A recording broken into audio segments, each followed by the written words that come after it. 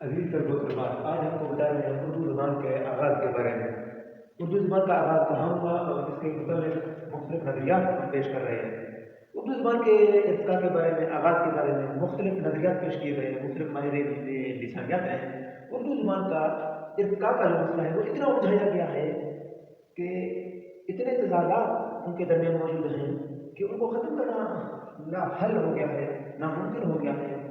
اور آج ہم نے اردو زبان کے ارتقاء کے بارے میں آج ہم جو آپ کو بتانے جا رہے ہیں، ہم نے ان تضادات کو ختم کرنے کی وہ بھرپور کوشش کی ہے، اور ان میں سے ایک ایسا نظریہ پیش کیا گیا ہے جو مختلف تضادات کو ختم کرتے ماہرین لسانیات کے جہاں جو مختلف ماہرین لسانیات کا جو نظریات موجود ہیں، ہم تقریباً ان نظریات کے آغاز سے متعلق ماہرین لسانیات نے اردو زبان کے نظریات کے آغاز کے بہت سے نظریے پیش کیے ہیں۔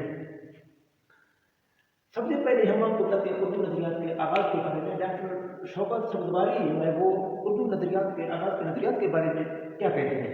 وہ کہتے ہیں اردو نظریات کے بارے میں، اردو آغاز کے بارے میں جتنے بھی نظریات پیش کیے گئے ہیں ان میں سے کچھ سنجیدہ اور کچھ غیر سنجیدہ ہیں۔ بعض اردو لسانیات کہتے ہیں کہ اردو کا آغاز ہندوستان میں مسلمانوں کی آمد سے یا مغلیہ دور کے آغاز یا اس سے پہلے دور کو کہتے ہیں۔ شوکت سبزواری کے نزدیک یہ نظریہ جو ہے یہ غیر سنجیدہ ہے، اور اسے وہ اردو کی کھچڑی بتاتے ہیں۔ بہت اعلیٰ معیار کا نام رکھا ہے اس نے، اردو کی کھچڑی۔ کچھ لوگ کچھ ماہرین لسانیات کہتے ہیں اردو آپ کے آغاز کے بارے میں، ان کا کہنا ہے کہ اردو کا آغاز جو ہے وہ مسلمانوں کی آمد سے ہوا۔ عرب ہندوستان میں آئے، ہندوستانیوں اور عربوں کے مختلف زبانوں کے آمیزش سے اردو وجود میں آئی، لیکن شوکت سبزواری اس نظریات کو اردو کی کھچڑی کرا دیتے۔ لہذا جو ہیں شوکت سبزواری جو ہے وہ اہل علم کو اس میں ملوث کرتے ہیں کہ یہ غیر سنجیدہ ہے۔ اسی اردو کے آغاز کے نظریات کے متعلق ڈاکٹر گیان چند سنگھ کیا کہتے ہیں؟ ڈاکٹر گیان چند جی اردو کے مسئلے پر غور کرنے والوں کو دو زمروں میں تقسیم کرتے ہیں۔ ان میں سے وہ حضرات جو لسانیات کا درس نہیں رکھتے، انہوں نے لسانیات کا درس نہ رکھنے والوں میں میرامن کو، جو بہت بڑے اردو لسانیات کے ماہرین ہیں، نصیر الدین ہاشمی کو، جنہوں نے دکن کا نظریہ پیش کیا۔ نصیر الدین ہاشمی جو ہے وہ کہتے ہیں اردو کا آغاز دکن ہوگا۔ نصیر الدین ہاشمی دکنی آپ آگے میں جا کر پڑھیں گے۔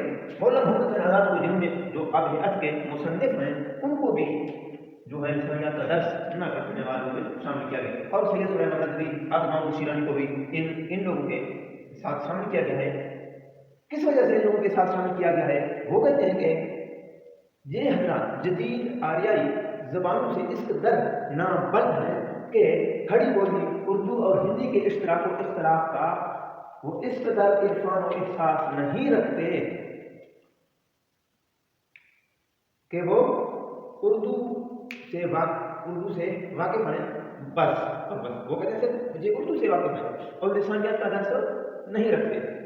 اردو کے مسئلے پر غور کرنے والوں کو دوسرے زمروں میں جو تقسیم کیا ہے ڈاکٹر گیان چند سنگھ نے، ان کا کہنا ہے کہ وہ اہل نظر ہیں جو تاریخی لسانیات پر بخوبی نظر رکھتے ہیں۔ ان میں ڈاکٹر محی الدین القادری کو شامل کیا گیا ہے، مسعود حسین خان کو اور شوکت سبزواری ڈاکٹر سہیل بخاری کو وہ شامل کرتے ہیں کہ یہ ماہرین لسانیات ہیں اور لسانیات کا علم بہتر جانتے ہیں۔ عزیز طلبہ و طالبات، اردو کا آغاز کہاں سے ہوا؟ اردو کا آغاز کس دور سے ہوا؟ مختلف نظریات جو آپ آگے جا کر پڑھیں گے اردو زبان کے آغاز و ارتقاء میں، یہ بہت الجھایا گیا ہے۔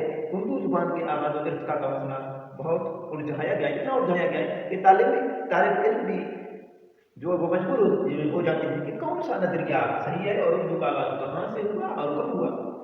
اردو کا آغاز مدھیہ پردیش میں ہوا۔ مدھیہ پردیش کون سا علاقہ ہے؟ یہ بہت بڑا علاقہ ہے۔ اس مدھیہ پردیش کے بارے میں ہم آپ کو اگلے لیکچر میں بتائیں گے کہ مدھیہ پردیش کون سا علاقہ ہے اور جہاں کیسے اردو کا آغاز ہوا۔ اردو کے آغاز کا جو ہے وہ عرصہ تقریباً سن 1000 سے سن 1200 تک مقرر ہے کہ اس درمیان میں اردو کا آغاز ہوا۔ اردو کے آغاز و ارتقاء کے بارے میں فی الحال اتنا ہی کافی ہے۔